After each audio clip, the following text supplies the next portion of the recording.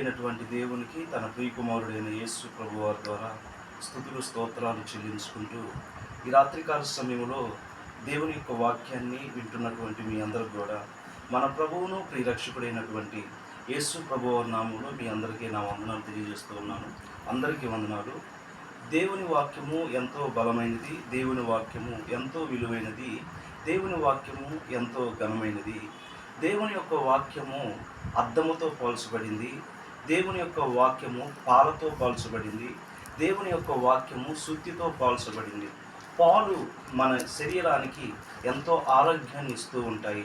అదేవిధంగా వాక్యాన్ని మనం చదువుతూ ఉన్నప్పుడు ఆ పాలు ఏ విధంగా మనకు ఆరోగ్యాన్ని కలుగజేస్తాయో అదేవిధంగా వాక్యం చదువుతూ ఉన్న ప్రతిసారి కూడా మనము ఆరోగ్యాన్ని పొందుకుంటామనే విషయాన్ని ఎప్పుడు కూడా మర్చిపోవద్దు.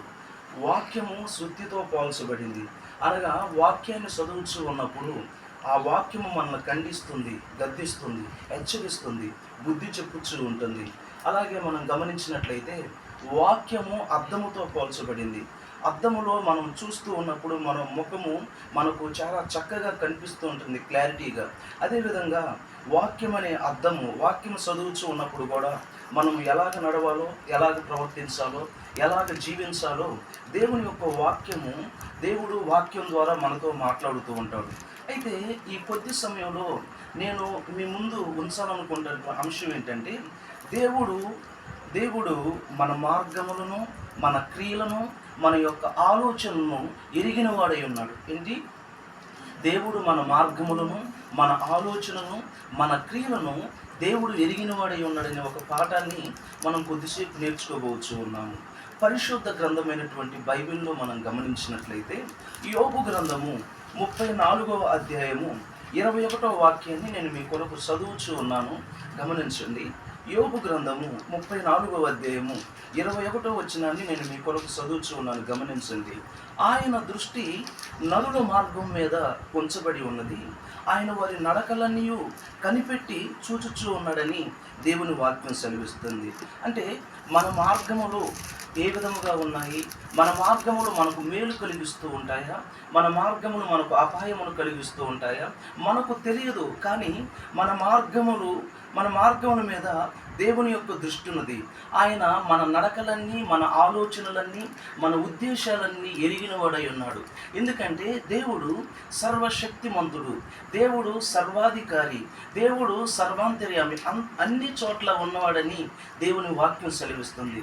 అంటే దేవునికి ఏం తెలుసు అని మనం గమనించినట్లయితే దేవునికి భూత వర్తమాన భవిష్యత్ కాలాలను ఎరిగినటువంటి దేవుడు, జరిగేది జరగబోయేది కూడా దేవునికి సమస్తం తెలుసు. కాబట్టి యోబు గ్రంథం 34వ అధ్యాయం 21వ వచనంలో ఆయన దృష్టి నరుల మార్గం మీద ఉంచబడి ఉన్నది, ఆయన వారి నడకలన్నీ కనిపెట్టుచున్నాడని దేవుని వాక్యం సెలవిస్తూ ఉంది.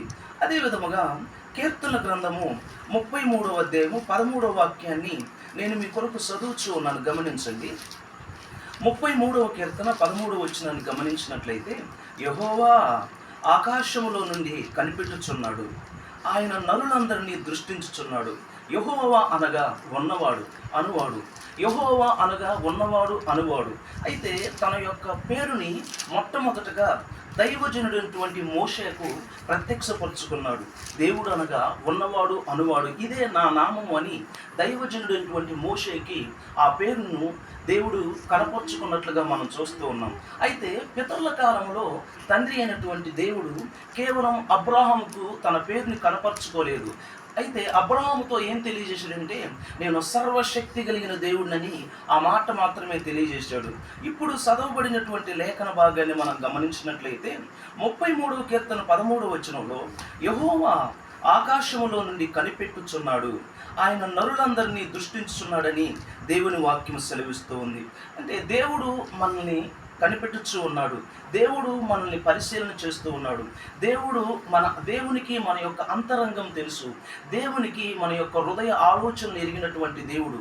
ఒక బంగారపు షాపు దగ్గర ఒక సీసీ కెమెరాను ఏర్పాటు చేసినప్పుడు, లేదా ఒక రైల్వే స్టేషన్లో కెమెరాను ఏర్పాటు చేసినప్పుడు ఆ సీసీ కెమెరా కేవలం ఎంతవరకు చూడగలదో తన పరిధి వరకే చూడగలదు. కానీ దేవుడు అలాగ కాదు, ఆయన అంతటా అందరినీ చూస్తున్నాడని దేవుని యొక్క వాక్యము మనకు తెలియజేస్తుంది. మరొక వచనాన్ని కూడా మనం గమనించినట్లయితే దేవుని వాక్యంలో భక్తుడైనటువంటి దావీదు ఇలాగ చలివిస్తూ ఉన్నాడు, అయ్యా నేను పాతాళములోకి వెళ్ళినా కూడా అక్కడ నువ్వు నన్ను చూస్తూనే ఉంటావు. అయ్యా నేను ఆకాశములో ఎత్తైనటువంటి స్థలములో వెళ్ళినా కూడా అక్కడ నువ్వు నన్ను చూస్తూనే ఉంటావు. నేను ఒకవేళ సముద్రం దిగంతముల వరకు వెళ్ళినా కూడా నువ్వు నన్ను అక్కడ చూస్తూనే ఉంటావు. అంటే ఈ మాటలు మనం చాలా జాగ్రత్తగా గమనించినట్లయితే దేవునికి మరుగైనటువంటి స్థలము ఎక్కడా కూడా లేనే లేదు. మనము ఆకాశములోకి వెళ్ళినా, భూమి దిగంతముల వరకు వెళ్ళినా, సముద్రములోనికి వెళ్ళినా, ఎక్కడికి వెళ్ళినా కానీ దేవుడు మనల్ని చూస్తూ ఉన్నాడు, దేవుడు మనల్ని పరీక్షిస్తున్నాడు అనే విషయాన్ని ఎప్పుడూ కూడా మర్చిపోవద్దు. అందుకోసమే ఇందాక బ్రదరు చదివాడు 139వ కీర్తన 7-8 వచనాల్లో, నీ ఆత్మ యొద్ద నుండి నేను ఎక్కడికి పోదును, నీ సన్నిధి నుండి నేను ఎక్కడికి పారిపోదును. నేను ఆకాశమునకు ఎక్కినను, నీవు అక్కడనూ ఉన్నావు. నేను పాతాళమందు పండుకొనినను, నీవు అక్కడనూ ఉన్నావు. నేను వేకువ రెక్కలు కట్టుకుని సముద్ర దిగంతములలో నివసించును, అక్కడను నీ చెయ్యి నన్ను నడిపించును, నీ కుడి చెయ్యి నన్ను పట్టుకునని దేవుని వాక్యం చదివిస్తుంది. అందుకోసమే భక్తుడైనటువంటి దావీదు ఏమంటున్నాడు తెలుసా? ఈ 139వ కీర్తన 23వ వచనంలో ఏమంటున్నాడంటే, దేవా నన్ను పరిశోధించి నా హృదయమును తెలుసుకొనుము, నన్ను పరీక్షించి నా ఆలోచనను తెలుసుకొనుము. నీకు ఆయాసకరమైన మార్గము నా యందు ఉన్నదేమో చూడుము, నిత్య మార్గమును నడిపించమని దేవుణ్ణి వేడుకొనుచున్నట్టుగా మనం చూస్తూ ఉన్నాం. కనుక ప్రియమైనటువంటి దేవుని బిడ్డలారా, దేవుని వాక్యంలో 11వ కీర్తన 4వ వచనంలో కూడా ఏమని రాయబడి ఉందంటే, 11వ కీర్తన 4వ వచనంలో దేవుని వాక్యము మనకు ఈ విధంగా సెలవిస్తుంది. ఒకసారి మనం చూడగలిగినట్లయితే 11వ కీర్తన 4వ వచనంలో దేవుని వాక్యం మనకు ఈ విధంగా సెలవిస్తూ ఉంది. యెహోవా తన పరిశుద్ధ ఆలయములో ఉన్నాడు, యెహోవా సింహాసనము ఆకాశమందున్నది. ఆయన నరులను కనులారా చూచుచున్నాడు, తన కనుదృష్టి చేత ఆయన వారిని పరిశీలించుచున్నాడు. ఏం చేస్తున్నాడు? దేవుడు మనందరినీ కూడా పరిశీలన చేస్తున్నాడనే విషయాన్ని మనం ఎప్పుడూ కూడా మర్చిపోవద్దు. అలాగే ఇర్మియా గ్రంథము 32వ అధ్యాయము 32వ అధ్యాయంలో కూడా దేవుని వాక్యము మనకు ఈ విధంగా సెలవిస్తుంది. ఇర్మియా గ్రంథము 32వ అధ్యాయంలో దేవుని వాక్యము మనకు ఈ విధముగా సెలవిస్తుంది. 19వ వచనాన్ని మనం చూడగలిగినట్లయితే 32వ అధ్యాయము 19వ వచనంలో మనం చూడగలిగినట్లయితే దేవుని వాక్యము ఈ విధంగా మనకు తెలియజేస్తుంది. ఆలోచన విషయములో నీవే గొప్పవాడువు, క్రియలు జరిగించు విషయములో శక్తి సంపన్నుడువు. వారి ప్రవర్తనలను బట్టి, వారి క్రియా ఫలమును బట్టి అందరికీ ప్రతిఫలమిచ్చుటకై నరపుత్రుల మార్గములన్నిటినీ నీవు కన్నులారా చూచుచున్నావు. అంటే నరపుత్రుల మార్గములన్నిటినీ ఎవరు చూస్తున్నారు? కన్నులారా. అవి మంచివో అవి మంచివి కావో అవన్నీ కూడా ఎవరు చూస్తున్నాడు? దేవుడు చూస్తున్నాడు అనే విషయాన్ని మనం ఎప్పుడూ కూడా మర్చిపోవద్దని దేవుని యొక్క వాక్యం మనకు తెలియజేస్తూ ఉంది.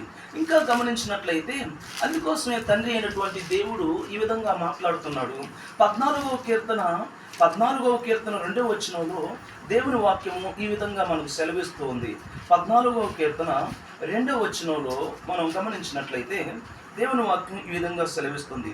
వివేకము కలిగి దేవుణ్ణి వెదుకువారు కలరేమో అని యెహోవా ఆకాశము నుండి చూచి నరులను పరిశీలిస్తూ ఉన్నాడట. ఎందుకు పరిశీలన చేస్తున్నాడు దేవుడు?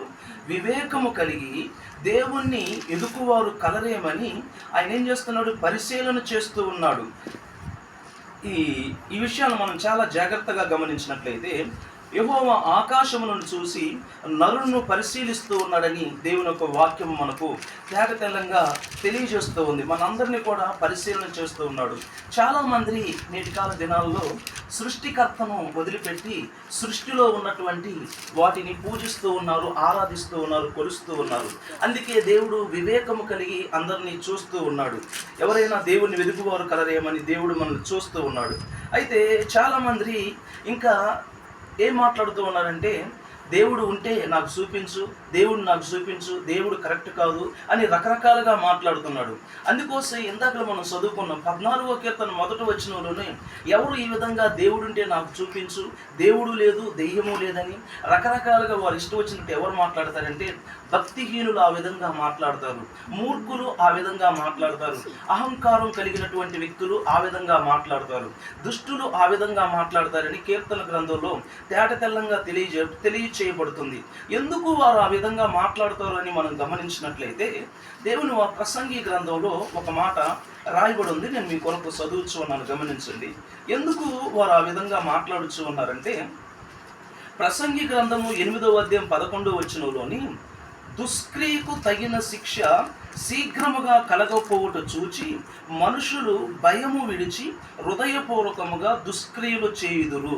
అంటే ఎందుకు వాళ్ళు అలా చేస్తున్నారు? వాళ్ళు తప్పుడు పనులు చేస్తున్నా కానీ వెంటనే ప్రతిఫలం వారికి రావట్లేదు కాబట్టి మనం ఏం మాట్లాడినా ఏం చేసినా సరిపోతుందిలేని వారు ఆ విధంగా అంటూ ఉన్నారు. 13వ వచనంలో క్లియర్గా చెబుతున్నాడు కదా, భక్తిహీనులు దేవుని సన్నిధిని భయపడరు గనుక వారికి క్షేమము కలగదనియు వారు నీడ వంటి దీర్ఘాయువును పొందకపోదురనియు నేను ఎరుగుదును. భక్తిహీనులు ఎలాగుంటుందంట, వారు ఆయువు నీడవలే ఉంటుంది. అంటే నీడ ఎండ ఉన్నప్పుడు అంత మాత్రమే నీడ ఉంటుంది, ఆ తర్వాత ఎప్పుడు పోతుందో మనకు తెలియదు. అంటే భక్తిహీనుల యొక్క ఆయుష్ ఎలాగుంటుంది? నీడవలే ఉంటుంది. ఎందుకు నీడవలే ఉంటుందంటే వారు దేవునికి విరుద్ధమైన ఆలోచనలు కలిగి దేవుని మీద తిరుగుబాటు చేసేటటువంటి వ్యక్తులని దేవుని యొక్క వాక్యం సెలవిస్తుంది. అయితే దేవుడు అలాంటి వ్యక్తులు కూడా మారాలని ఆయన కృప చూపుచున్నాడు. ఆయన కోపము నిమిషం మాత్రమే ఉంటుంది, ఆయన దయ శాశ్వత కాలం ఉంటుందని దేవుని యొక్క వాక్యం మనకు తెలియజేస్తూ ఉంది. ఇంకను పరిశుద్ధ గ్రంథమైనటువంటి బైబిల్లో కొన్ని విషయాలు నేను ముగింపులోకి వస్తూ ఉన్నాను. గమనించినట్లయితే 34వ కీర్తన 15వ వచనంలో, యెహోవా దృష్టి నీతిమంతుల మీద ఉన్నది, ఆయన వారి ప్రార్థనను ఆలకించును. యెహోవా దృష్టి ఎవరి మీద ఉంది? నీతిమంతుల మీద ఉంది. అయితే ధర్మశాస్త్ర కాలంలో వీరు నీతిమంతులే ఎలా అయ్యారు? యేసు ప్రభు వారు అప్పటికే రాలేదు కదా. అంటే దేవుని చేత రాయబడినటువంటి నిబంధనలు ఉన్నాయి, ఆజ్ఞలు ఉన్నాయి. ఆ ఆజ్ఞలు గైకొన్నారు. పితరుల కాలంలో వారు నీతిమంతులుగా ఎలా తీర్చబడ్డారు అంటే దేవుని యెహోవాను ఎరుగుటియే, ఆయన చెప్పినది ఎరుగుటియే వారు నీతిమంతులుగా తీర్చబడ్డారని దేవుని యొక్క వాక్యం మనకు తెలియజేస్తూ ఉంది. అయితే 94వ కీర్తన 9వ వచనంలో దేవుని వాక్యం ఈ విధంగా సెలవిస్తూ ఉంది. 94వ కీర్తన 9వ వచనంలో దేవుని వాక్యము ఈ విధంగా సెలవిస్తూ ఉంది. 94వ కీర్తన 9వ వచనంలో దేవుని వాక్యము ఈ విధంగా సెలవిస్తుంది. 9వ వచనం, చెవులను కలగజేసిన వాడు వినకుండునా, కంటిని నిర్మించిన వాడు కానకుండునా. అంటే మనం గమనించినట్లయితే దేవుడు మనకు అందసందాలను అనుగ్రహించినవాడు, తెలివితేటలు అనుగ్రహించినవాడు, జ్ఞానాన్ని అనుగ్రహించినవాడు. ఈ భూమి మీద మనము రాకముందే మనకు ఏమి కావాలో ఆకాశంలో నుండి సిద్ధపరిచినటువంటి వాడు, ఈ భూమి మీద ఏం కావాలో సిద్ధపరిచినటువంటి వాడు, అలాగే సముద్రంలో ఏం కావాలో మానవుడికి సిద్ధపరిచినటువంటి వాడు. అంటే మనందరికి కూడా అన్న వస్త్రాలను అనుగ్రహించేవారు ఎవరు? దేవుడే అనుగ్రహిస్తూ ఉన్నాడు. కనుక చెవులను కలగజేసిన వాడు వినకుండునా, అంటే మన చెవులతో ఏం వింటున్నామో ఏం వినకూడదో అది దేవునికి తెలుసు. కంటిని నిర్మించిన వాడు కానకుండునా, మన కళ్ళతో ఏమి చూస్తున్నామో అవన్నీ కూడా దేవుడు ఎరిగినటువంటి వాడై ఉన్నాడని దేవుని యొక్క వాక్యము మనకు తెలియజేస్తుంది. కనుక దేవుని వాక్యంలో మనం గమనించినట్లయితే సామెతల గ్రంథము 5వ అధ్యాయము 21వ వచనంలో, సామెతల గ్రంథము 5వ అధ్యాయము 21వ వచనంలో దేవుని వాక్యము ఈ విధంగా మనకు సెలవిస్తుంది. సామెతల గ్రంథము 5వ అధ్యాయము 21వ వచనంలో దేవుని వాక్యము మనకు ఈ విధంగా సెలవిస్తుంది. ఒకసారి మనం చదివినట్లయితే 5వ అధ్యాయం 21వ వచనం, నరుని మార్గములను యెహోవా ఎరుగును, వాని నడతలన్నింటినీ ఆయన గుర్తించును. అంటే మన మార్గాలన్నీ కూడా ఎవరు ఎరిగి ఉన్నారు? దేవుడు ఎరిగి ఉన్నాడని దేవుని వాక్యం సెలవిస్తుంది. నరుని మార్గములను యెహోవా ఎరుగును, వాని నడతలన్నింటినీ ఆయన గుర్తించును. కనుక ఇంకా దేవుని వాక్యంలో మనం చాలా జాగ్రత్తగా గమనించినట్లయితే కొన్ని విషయాలు కూడా మనం చూసినట్లయితే దేవుడు ఈ మానవ జాతి మీద అపారమైనటువంటి ప్రేమను కలిగి ఉన్నాడు. ఏం కలిగి ఉన్నాడమ్మా? అపారమైనటువంటి ప్రేమను కలిగి ఉన్నాడు. కందలేనటువంటి ప్రేమను కలిగి ఉన్నాడు. ఎంత ప్రేమను కలిగి ఉన్నాడంటే కేవలం దుష్టులు కూడా నాశనం అయిపోవటం దేవునికి ఇష్టం లేదు, భక్తిహీనులు కూడా నాశనం అయిపోవటం దేవునికి ఇష్టం లేదు, దుర్మార్గులు కూడా నాశనం అయిపోవటం దేవునికి ఇష్టం లేదని దేవుని వాక్యం సెలవిస్తుంది. ఎహెచ్కేలు గ్రంథం 18వ అధ్యాయం 23వ వచనంలో, ఎహెచ్కేలు గ్రంథము 18వ అధ్యాయము 23వ వచనంలో దేవుని వాక్యము ఈ విధంగా సెలవిస్తుంది. 18వ అధ్యాయము 23వ వచనంలో దేవుని వాక్యం ఈ విధంగా సెలవిస్తూ ఉంది. ఏమని సెలవిస్తుందంటే, దుష్టులు మరణమొందుట చేత నాకేమాత్రమైన సంతోషము కలుగునా, వారు తమ ప్రవర్తనను దిద్దుకొని బ్రతుకుటే నాకు సంతోషము. ఇదే ప్రభువు యెహోవా వాక్కు. చూసారా, ఎవరు కూడా ఈ లోకంలో నశించిపోవటం, ఎవరు కూడా పతనమైపోవటము దేవుని చిత్తము కాదు, దేవుని ఇష్టం కాదని దేవుని యొక్క వాక్యము మనకు తేట తెల్లంగా తెలియజేస్తుంది. కనుక రోమాపత్రిక 2వ అధ్యాయం 6వ వచనంలో గమనించినట్లయితే వారి వారి క్రియలను బట్టి దేవుడు ఏం చేస్తాడంట, వారికి ప్రతిఫలం ఇస్తాడని దేవుని వాక్యం సెలవిస్తుంది. ఆ వచనాన్ని కూడా మనం చూడగలిగినట్లయితే రోమియోలకు రాసిన పత్రిక 2వ అధ్యాయం 6వ వచనంలో, anyone can read for me, ఆయన ప్రతివానికి వాని వాని క్రియల చొప్పున ప్రతిఫలం ఇస్తాడంట. ఎలాగిస్తాడంట? ప్రతివానికి వాని వాని క్రియల చొప్పున దేవుడు వారికి ఏం అనుగ్రహిస్తాడంటే ప్రతిఫలం ఇస్తాడని దేవుని యొక్క వాక్యం మనకు తెలియజేస్తుంది.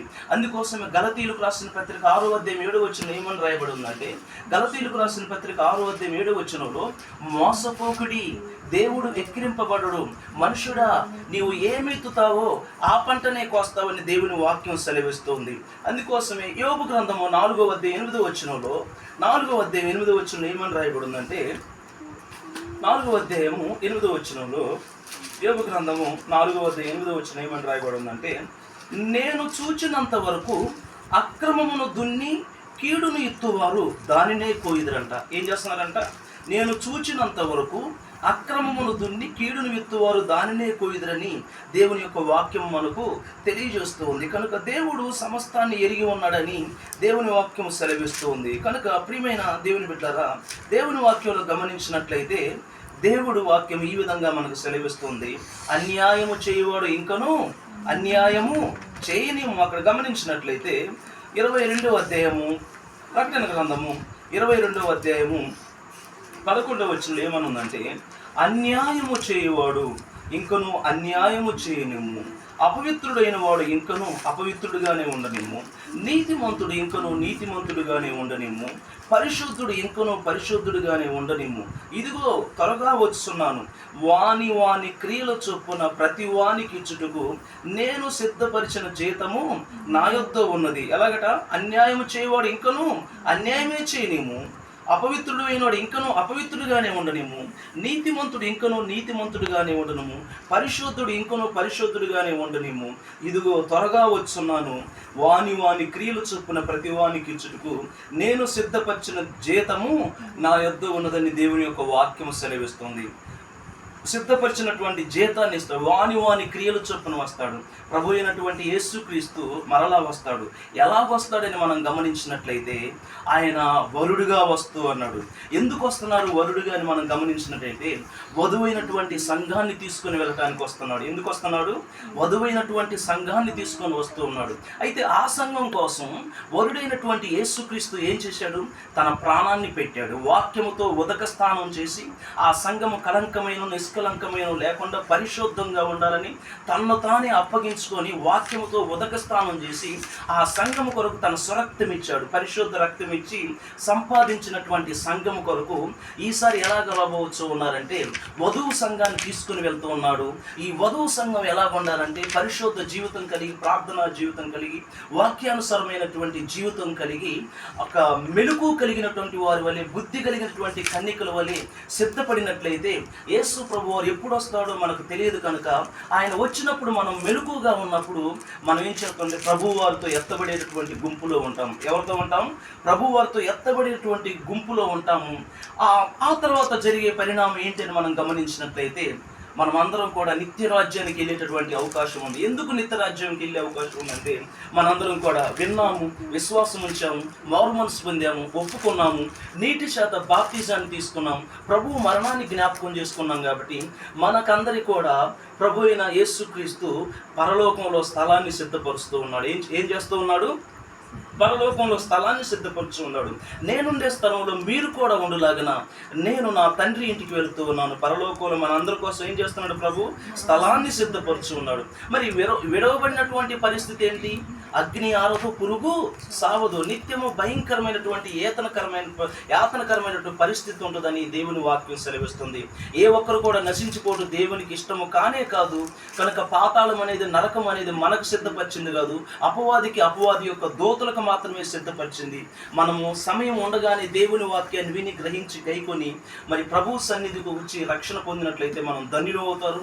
ఈ వాక్యం చేత నన్ను నేను హెచ్చరించుకుంటూ, మిమ్మల్ని వాక్యం చేత హెచ్చరించుకుంటూ, ఈ వాక్యం విన్నటువంటి మీ అందరూ కూడా నా వందనాలు తెలియజేసుకుంటున్నారు.